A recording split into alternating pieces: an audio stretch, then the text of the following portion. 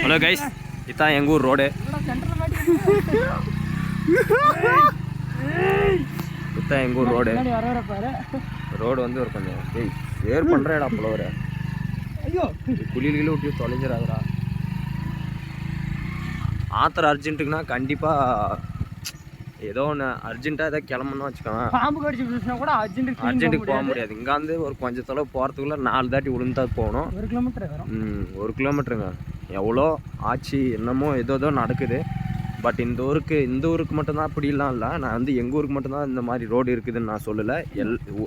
தமிழ்நாட்டிலே ஒரு சில இடத்துலலாம், ஒரு சில இடம்ன்றதுனா நிறைய இடத்துல இந்த மாதிரி ரோடு எல்லாமே இருக்குது.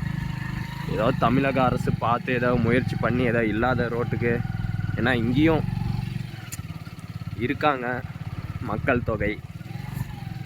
நாங்களும் என்ன பண்ணுறது, இது வந்து ஃபாரஸ்ட் ரோடு அப்ரூவ் ஆயிடுச்சுன்னு சொல்லிட்டு ஓடுன்னு திரிகிறாங்க.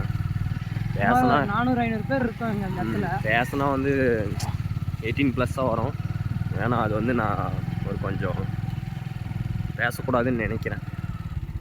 அதனால தான் பாருங்கள், ரோடு வந்து ரொம்ப மோசமாக இருக்குங்க. இந்த மாதிரி இடத்துல தான், ஒரு சில இடத்துல தான் நல்லா இருக்குது. இன்னும் முன்னாடி ஃபஸ்ட்டு அதாவது என்ட்ரன்ஸ் மட்டும் தான் நான் பார்த்துருக்கீங்க. ஏன்னா போக போக பார்ப்பீங்கன்ற மாதிரி போக இன்னும் மோசமாக தான் இருக்குது.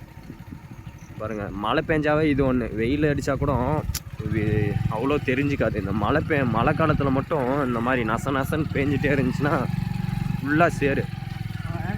பயிர் நடலான்னு இருக்கோம். நான் வந்து ஆரி பயிர் நடலாமா இல்லை நெல் பயிர் நடலாமா, நீங்கள் ஒரு கொஞ்சம் முயற்சி செய்யுங்க. அங்கேருந்து ரோடே காணும்.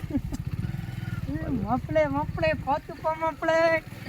ஆத்திர அர்ஜென்ட்டு கூட போக முடியுமா? நீங்களே சொல்லுங்கள் பார்க்கலாம்.